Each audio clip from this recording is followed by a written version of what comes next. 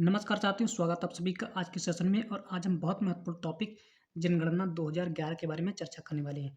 और ये class SSC GD वालों के लिए बहुत ही महत्वपूर्ण है, क्योंकि आज तक कोई भी ऐसी परीक्षा छूटी नहीं, कोई भी ऐसी शिफ्ट नहीं छूटी जिसमें जनगणना के बारे में कोई भी क्वेश्चन पूछा ना गया। हर शिफ्ट में कोई ना कोई जनगणना के बारे में क्वेश्चन जरूर पूछा जाए, चाहे आपका एसएससी जीडी हो, एसएससी एमटीएस हो या एसएससी जीएल, कुछ भी हो। मतलब कोई भी एसएससी का हो तो एसएससी का सबसे फेवरेट टॉपिक है, इसलिए आप एग्जाम से पहले एक बार अवश्य देख कर जाएँ। ठीक है, आपके लिए बहुत ही ज़्यादा हेल्पफुल होगा। तो आइए शुरू करिए। और इसमें हमने सारे क्वेश्चन एक-एक पॉइंट उसमें डिस्कस किया है। इसमें कोई भी क्वेश्चन ऐसा है इससे बाहर नहीं जाएगा, ठीक है? और इसको आपको बहुत ही अच्छी तरह से आपको देखना है, 1 बार 2 बार पूरी तरह से रिवीजन कर लेना है। और इसके लास्ट में हमने 20 क्वेश्चनों का इसमें एक क्वेश्चन आंसर सेट भी लगाया है, उसको भी आप ज़रूर लगाएँ, ठीक है? तो आइए शुरू करते हैं आज का सेशन। सबसे पहले हम जानेंगे जनगणना के इतिहास के बारे में। यदि जनगणना के सबसे पहले इतिहास के बारे में देखें तो दुनिया की सबसे पहले जनगणना है वो मिस्र में हुई थी, और यह लगभग 2500 ईसा पूर्व में आयोजित की गई थी। उस समय इसका मुख्य उद्देश्य था वो था कृषि भूमि और कर वसूली तथा जनशक्ति का हिसाब रखने के लिए की गई थी, ठीक है? और इसके बाद रोम के साम्राज्य में भी लगभग 500 ईसा पूर्व में जनगणना आयोजित की थी, और जिसे उन्होंने सेंसस कहा था, ठीक है? यानी कि जनगणना के इतिहास में देखें तो सबसे पहले आपके यहाँ मिस्र में आयोजित की गई थी, और उसके बाद में कुछ 2 हैं तथ्य निकल के आए हैं, और रोमन साम्राज्य से भी निकल के आए हैं, जिन्होंने ना रोमन साम्राज्य वालों ने क्या कहा था, इसको सेंसस कहा था, सेंसस नाम दिया था, ठीक है? अब हम देखें जनगणना के आधुनिक जनगणना के बारे में, ठीक है? आधुनिक जनगणना के बारे में यदि हम चर्चा करें तो सबसे पहले जो आधुनिक जनगणना का जो प्रारंभ है वो स्वीडन से माना जाता है। स्वीडन से कब माना जाता है? 1749 ईस्वी से माना जाता है, ठीक है? यानी कि यदि सब क्वेश्चन आपका पूछा जाए कि सर्वप्रथम जनगणना कहाँ की, तो आधिकारिक तौर पर जो जनगणना आपकी हुई है वो स्वीडन में ही मानी जाती है, ठीक है? आधिकारिक तौर पर स्वीडन में हुई थी, कब? 1749 ईस्वी में, ओके। नेक्स्ट आपका पॉइंट है, विश्व में अगर दशकीय जनगणना की शुरुआत पूछी जाए तो आपकी 1720 में से, यदि सर्वप्रथम विश्व में पूछा जाए कि सर्वप्रथम विश्व में दशकीय जनगणना कहाँ से शुरुआत हुई, तो 1790 ईस्वी में हुई, कहाँ से? यूएसए से स्टार्ट हुई, ठीक है? नेक्स्ट आपका पॉइंट है, यदि भारत में पहली जनगणना पूछी है तो भारत की जो पहली जनगणना है वो 1872 ईस्वी में लॉर्ड मेयो के काल में शुरू की थी, ओके। और भारत में दशकीय आपकी जनगणना की शुरुआत है वो 1881 में लॉर्ड रिपन के द्वारा शुरू कराई गई थी, ठीक है? और यदि जनगणना दिवस के बारे में पूछा जाए तो हर साल हम जनगणना दिवस जो है वो 11 जुलाई को मनाते हैं, ठीक है? इतने पॉइंट आपको ध्यान रखने हैं अच्छी तरह से। नेक्स्ट आगे बढ़ते हैं। देखिए, अगला आपका है स्वतंत्र भारत की जो प्रथम जनगणना आपकी हुई थी, वो सबसे प्रथम जनगणना आपकी हुई थी, वो हुई थी आपकी 1951 ईस्वी में हुई थी। और यदि हम जनगणना के अध्ययन के बारे में कहें तो आपको जनगणना के अध्ययन को क्या कहा जाता है? डेमोग्राफी कहते हैं, ठीक है? ये भी क्वेश्चन पूछा जा सकता है, जनगणना के अध्ययन को क्या कहते हैं? डेमोग्राफी। अब 2011 की जो गणना थी वो भारत की 15वीं जनगणना थी, और स्वतंत्र भारत की थी 7वीं जनगणना, ठीक है? ये भी क्वेश्चन पूछे जा चुके हैं, सारे ऐसा कोई पॉइंट नहीं जिससे क्वेश्चन पूछे ना चुका है जा चुके हैं। तो सारे क्वेश्चन आपके लिए, सारे पॉइंट आपके लिए मोस्ट इंपॉर्टेंट है, सभी को अच्छी तरह से याद कर लेना, कम से कम 2 बार वीडियो को जरूर देखना, ठीक है? अब देखिए, जनगणना का उच्चतम अधिकारी यदि पूछा जाए तो जनगणना का उच्चतम अधिकारी होता है वो जनगणना आयुक्त होता है, ठीक है? देखिए, जनगणना संघ सूची का विषय है जिसमें केंद्र सरकार के गृह मंत्रालय के अंतर्गत आता है ये डिपार्टमेंट, ठीक है? और जनसंख्या जो नियंत्रण है वो समवर्ती सूची का विषय है जिसमें केंद्र तथा राज्य दोनों सरकारें मिलकर कानून बना सकती हैं, ठीक है? तो जनगणना का जो शुभंकर था 2011 वाले का, उसका था चक्रवाक, ठीक है? चक्रवाक, चक्रवाक क्या होता है? चक्रवाक एक पक्षी होता है, ठीक है? ठीक। और इसका जो आदर्श वाक्य था वो था हमारी जनगणना हमारा भविष्य, ठीक है? ये भी आपको बहुत अच्छी तरह से याद कर लेना। शुभंकर था चक्रवाक, और आदर्श वाक्य था हमारी जनगणना हमारा भविष्य, ओके। देखिए, शुभंकर का महत्व क्या होता है इसके बारे में जान लेते हैं। देखिए, शुभंकर का महत्व क्या है? यह एक पक्षी के रूप में था जिसे जनगणना की प्रक्रिया के प्रतीक के रूप में चुना गया था, और इसका उद्देश्य था जनगणना को सरल और आम जनता तक पहुंचाना, ओके। अब देखिए, जनगणना में प्रश्नों के बारे में यदि बात करते हैं तो देखिए, जनगणना में जो कुल प्रश्न थे वो 64 प्रश्न पूछे गए थे, ठीक है? इसमें क्या था, 2 प्रकार की सूची बनेगी। पहली आपकी थी गृह सूची में प्रश्नों की संख्या। देखिए, यदि गृह सूची में प्रश्नों की संख्या पूछी है तो उसमें 35 प्रश्न पूछे गए थे गृह सूची में, ठीक है? जो किस प्रकार के प्रश्न थे, जैसे कि मकान का प्रकार हो गया, किस प्रकार का मकान है, पेयजल की स्रोत है या नहीं, ये शौचालय की उपलब्धता है या नहीं, बिजली या ईंधन के स्रोत है या नहीं, इस तरह से, ठीक है? लगभग कितने क्वेश्चन पूछे गए थे? इसमें 35 क्वेश्चन पूछे गए थे। दूसरी जो आपकी लिस्ट थी वो जनसंख्या जनगणना के प्रश्नों के हिसाब से की गई थी। इसमें कुल 29 प्रश्न थे, ठीक है? बहुत अच्छी तरह से आपको ध्यान रखना है। देखिए, जनगणना जनसंख्या जनगणना की अगर बात करें तो हम 29 प्रश्न उसमें पूछे जाए थे। कितने? 29 क्वेश्चन, ठीक है? कुल जनगणना के प्रश्नों की बात में पूछें, ठीक है? तो इसमें 29 प्रश्न थे। कौन-कौन से थे? जिसमें क्या व्यक्ति का नाम पूछा गया था, लिंग उसमें लिखा था, आयु उसकी पूछी गई थी, वैवाहिक स्थिति कैसी है, साक्षरता है या नहीं, रोजगार की स्थिति, महत्व धर्म, और धर्म के बारे में भी उसमें लिखना पड़ता था, ठीक है? सारे इसमें क्या क्वेश्चन थे, उनको प्रश्न के रूप में उन्हें लिखा गया था, ठीक है? 29 क्वेश्चन थे। नेक्स्ट देखिए उसमें आपकी जो जनगणना आयुक्त थे उनका नाम था सी चंद्रमौली, ठीक है, सी चंद्रमौली थे। और जनगणना 2011 के बारे में यदि हम जनसंख्या बारे में चर्चा करें तो देखिए जनगणना 2011 की हमारी जनसंख्या थी वो करेक्ट जनसंख्या थी 121 करोड़ 8,54,977 जनगणना थी 2011 के समय, ठीक है। और उस समय जो जनगणना जो विश्व की जनगणना का 17.5% जनगणना हमारी निकल के आई थी, ठीक है।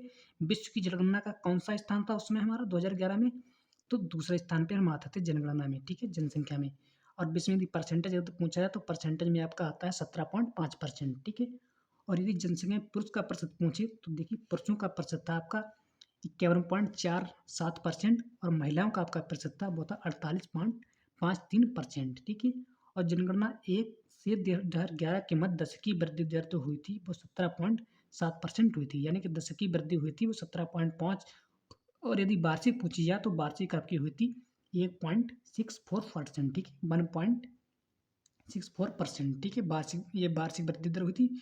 और यदि 10 की पूछी जाए तो 17.7%, ठीक है। अच्छी तरह से आपको याद कर लेना, नोट डाउन कर लेना, सारे पॉइंट मोस्ट इंपॉर्टेंट हैं, सभी हमने सेलेक्ट कर लिए हैं। देखिए सर्वाधिक जनसंख्या वाला राज्य आपका जो है, सर्वाधिक जनसंख्या वृद्धि वाला राज्य सबसे पहले नंबर पे तो आपका मेघालय में सबसे अधिक जनसंख्या वृद्धि हुई थी। कितनी हुई थी? लगभग 27.91% करेक्ट हुई थी।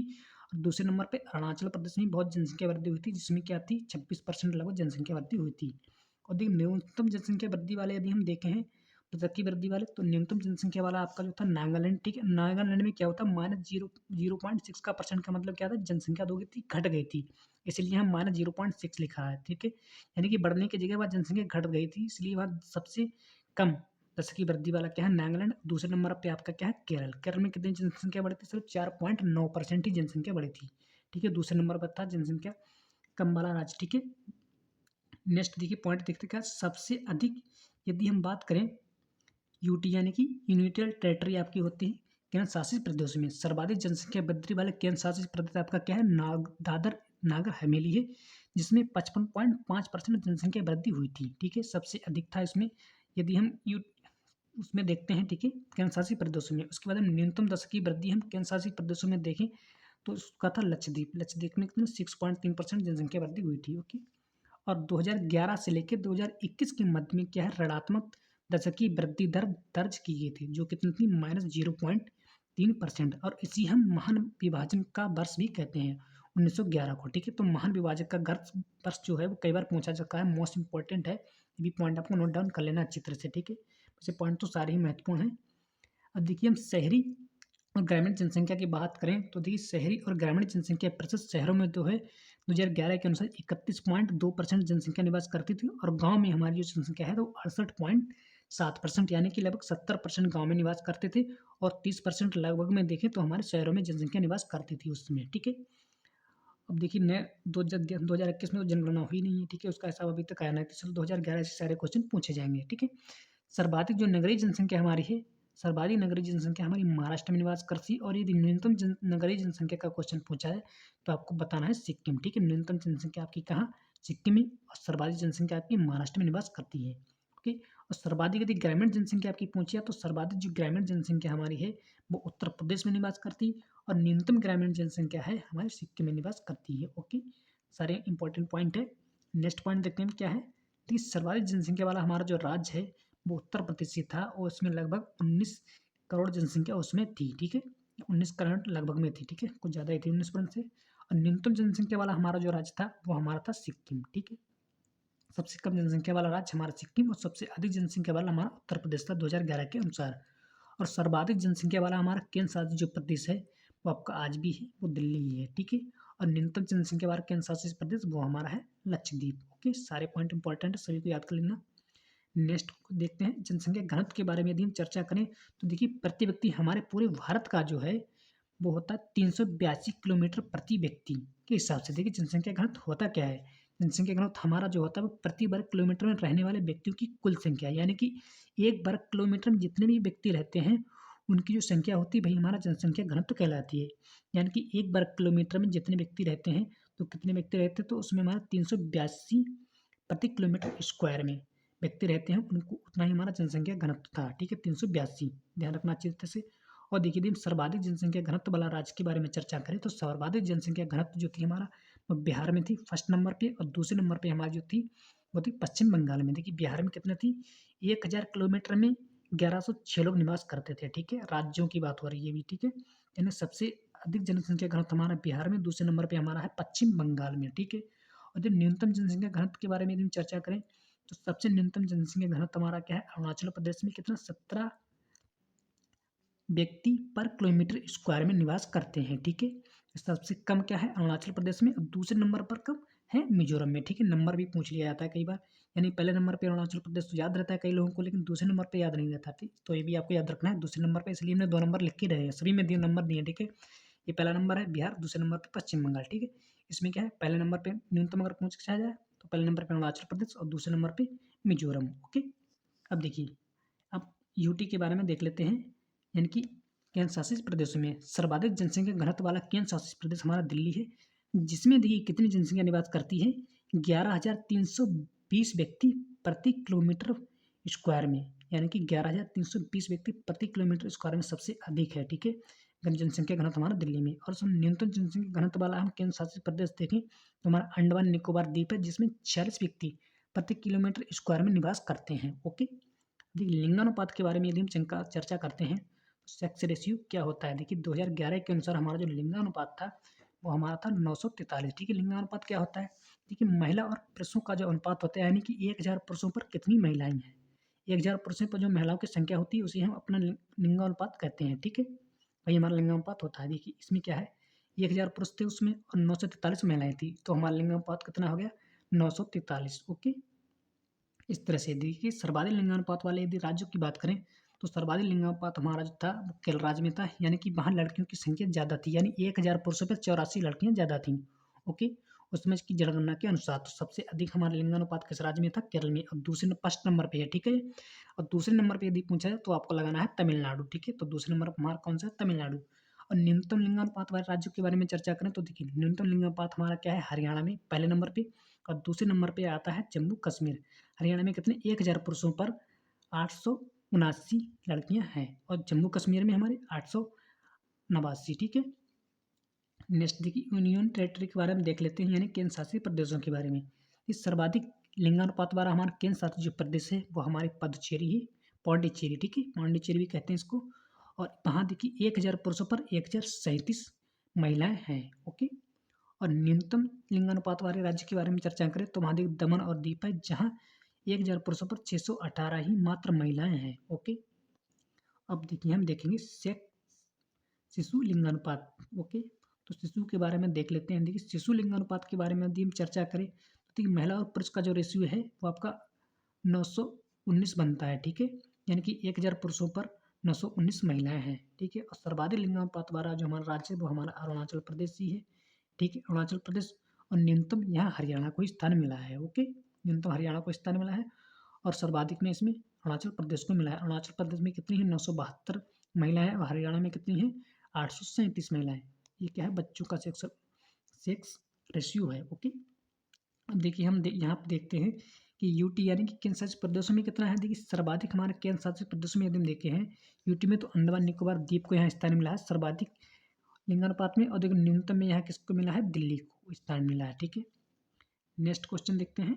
अब देखें हम साक्षरता के बारे में देखें, साक्षरता कितनी है हमारे देश में। एक संपूर्ण देश की यदि बात करें तो हमारे पूरे देश में 74.04% हमारी साक्षरता है, ठीक है। संपूर्ण देश की है यहाँ पे, ठीक है, 74.07%।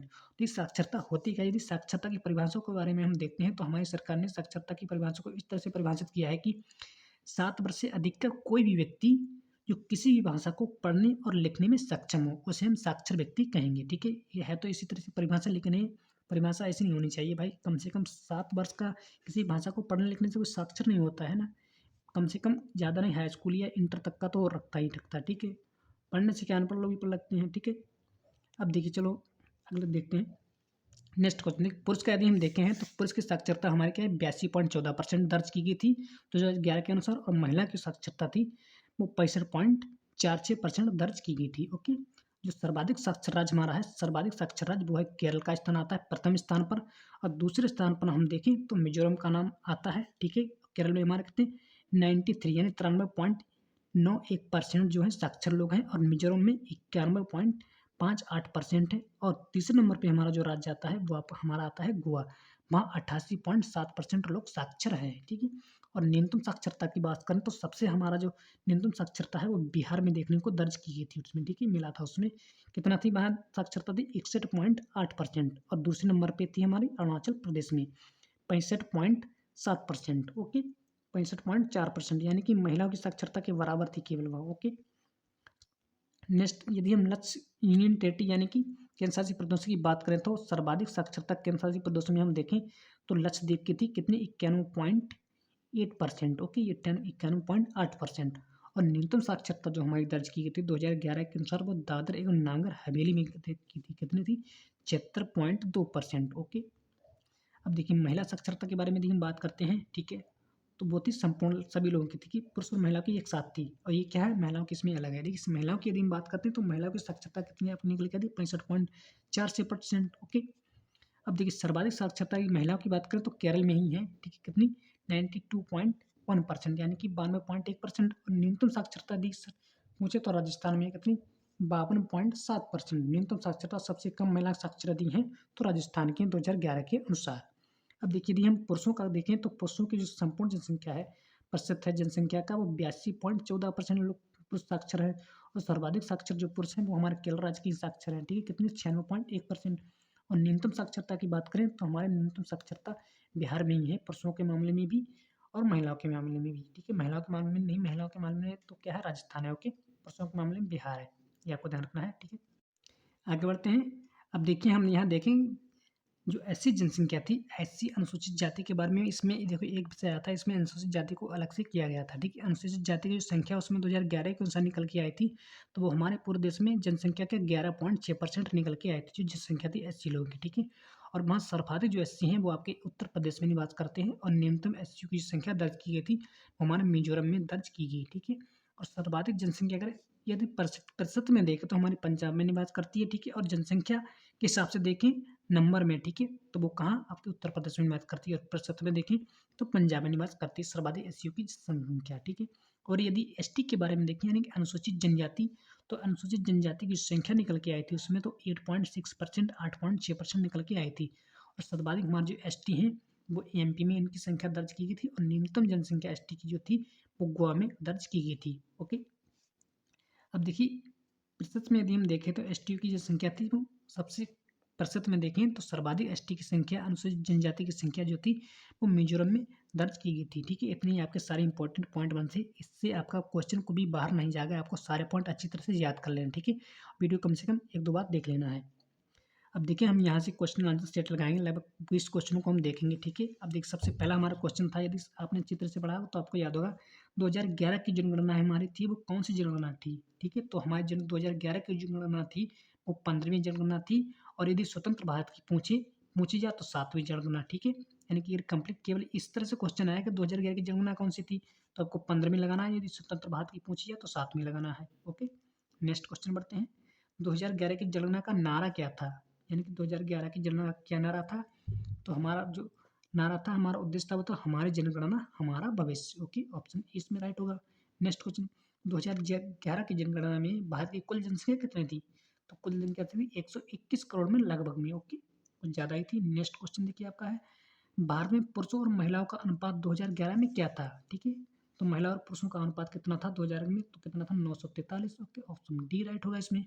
नेक्स्ट क्वेश्चन देखिए, 2011 में सबसे ज़्यादा आबादी वाला राज्य कौन सा था, ठीक है, सबसे ज़्यादा आबादी वाला राज्य कौन सा था, ठीक है। तो सबसे ज़्यादा आबादी वाला राज्य हमारा जो था वो उत्तर प्रदेश, यानी कि सबसे ज़्यादा आबादी का मतलब जनसंख्या, कहाँ जनसंख्या निवास करती है, तो उत्तर प्रदेश में निवास करती है सबसे ज़्यादा जनसंख्या, लगभग 20 करोड़ के समथिंग में, 19 करोड़ से कुछ ज़्यादा, ओके।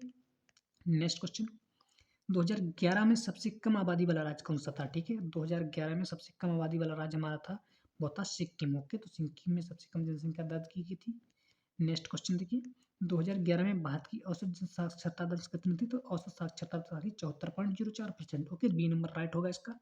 नेक्स्ट देखिए, 2011 में सबसे ज़्यादा साक्षरता वाला राज्य कौन सा था, तो सबसे ज़्यादा साक्षरता वाला हमारा जो राज्य था वो केरल था, ठीक है, केरल था, कितनी 93.1% इसकी साक्षरता दर्ज की गई थी। नेक्स्ट देखिए, 2011 में सबसे कम साक्षरता वाला राज्य कौन-सा है? सबसे कम साक्षरता वाला हमारा बिहार ही है, ठीक है? चौथे नंबर पे यहाँ पे दिखा रहा है। नेक्स्ट क्वेश्चन देखिए, 2011 में भारत की ग्रामीण जनसंख्या का प्रतिशत कितना था? ठीक है, तो ग्रामीण जनसंख्या लगभग 70% यानी कि 68.84% था, ठीक है? लगभग में यदि पूछा तो 70% लगभग पूछा नहीं, 70% दिया है तो आपको एग्जैक्ट लगाना था 78.84%, ओके? नेक्स्ट क्वेश्चन, और यदि ग्रामीणों की पूछी जाए तो 31.1% थी, ओके? 31 पॉइंट के समथिंग में थी। नेक्स्ट, 2011 की जनगणना में भारत का औसत जनसंख्या घनत्व कितना था? ठीक है, जनसंख्या घनत्व की बात करें तो हमारा आता है 382 प्रति वर्ग किलोमीटर, ठीक है? जनसंख्या घनत्व हमारा था। नेक्स्ट क्वेश्चन, 2011 में सबसे ज़्यादा जनसंख्या घनत्व वाला राज्य कौन सा है? ठीक है, सबसे ज़्यादा जनसंख्या घनत्व वाला राज्य हमारा आपका है बिहार, ओके? तो कौन सा आपका निकल के आता है यहाँ? बिहार बी नंबर पे इसका राइट हो जाएगा, ओके? इसका हो जाएगा बी राइट। नेक्स्ट क्वेश्चन देखिए, 2011 में सबसे कम जनसंख्या घनत्व वाला राज्य कौन सा था? सबसे कम जनसंख्या घनत्व कहाँ की थी? ठीक है, तो सबसे कम जनसंख्या हमारी थी अरुणाचल प्रदेश की, ठीक है? कितना था वहाँ? 17 व्यक्ति पर किलोमीटर स्क्वायर में था, ओके? नेक्स्ट क्वेश्चन देखिए, अगला क्वेश्चन आपका है 2011 की जनगणना में किस राज्य का लिंगानुपात सबसे बेहतर था? ठीक है, सबसे बेहतर था यानी कि सबसे अच्छा था, ठीक है? तो किस राज्य का सबसे अच्छा लिंगानुपात था? तो वो हमारा था केरल का, ठीक है? केरल में कितना था? 1084, यानी कि 1000 पुरुषों पर 84 महिलाएं ज़्यादा थीं। नेक्स्ट क्वेश्चन, 2011 में किस राज्य का लिंगानुपात सबसे खराब था? ठीक है, तो सबसे खराब किस राज्य का था लिंगानुपात? ठीक है, तो वो हरियाणा का था, ओके? सबसे कम था हरियाणा का। नेक्स्ट क्वेश्चन, 2011 की जनगणना में भारत की शहरी जनसंख्या का प्रतिशत कितना था? ठीक है, शहरी जनसंख्या का प्रतिशत यानी कि 31.16% था, ओके? नेक्स्ट, ग्रामीण का तो 68.8%। नेक्स्ट क्वेश्चन, 2011 में सबसे ज़्यादा शहरी जनसंख्या वाला राज्य कौन सा था? ठीक है, सर्वाधिक शहरी जनसंख्या कहाँ निवास करती है? तो हमारे महाराष्ट्र में, ओके? कहाँ? महाराष्ट्र में निवास करती है। नेक्स्ट क्वेश्चन, 2011 देखिए, 2011 में किस राज्य में सबसे ज़्यादा जनसंख्या वृद्धि दर थी? तो सबसे ज़्यादा जनसंख्या वृद्धि दर हमारी जो थी वो हमारी थी मेघालय में, ठीक है? कहाँ दर्ज की गई थी? सबसे अधिक जनसंख्या वृद्धि दर हमारी मेघालय में की गई थी, लगभग 27%, ओके? ये आपको ध्यान रखना है। नेक्स्ट क्वेश्चन देखिए, 2011 में सबसे कम जनसंख्या वृद्धि दर किस राज्य में दर्ज की गई थी? सबसे कम जनसंख्या वृद्धि दर, ठीक है? तो क्या? तो नागालैंड में दर्ज की गई, ठीक है? यानी कि माइनस में 0.6% जनसंख्या माइनस में कम हो गई थी। नेक्स्ट क्वेश्चन, 2020 की जनसंख्या में पहली बार कौन सा डेटा शामिल किया गया था? ठीक है, तो यही मोस्ट इंपॉर्टेंट क्वेश्चन था। तो सबसे जो मोस्ट इंपॉर्टेंट जो डाटा इसमें किया गया था पहली बार शामिल, वो किया था जाति आधारित जनगणना, ठीक है? ये इसको शामिल किया गया था। इसी के साथ सारे पॉइंट समाप्त होते हैं। यदि आपको हमारी मेहनत पसंद आ रही है, ये क्लास अच्छी लगी तो वीडियो को एक लाइक कर देना और प्यारा सा कमेंट जरूर करना कि क्लास आपको कैसी लगी। धन्यवाद। जय हिंद, जय भारत।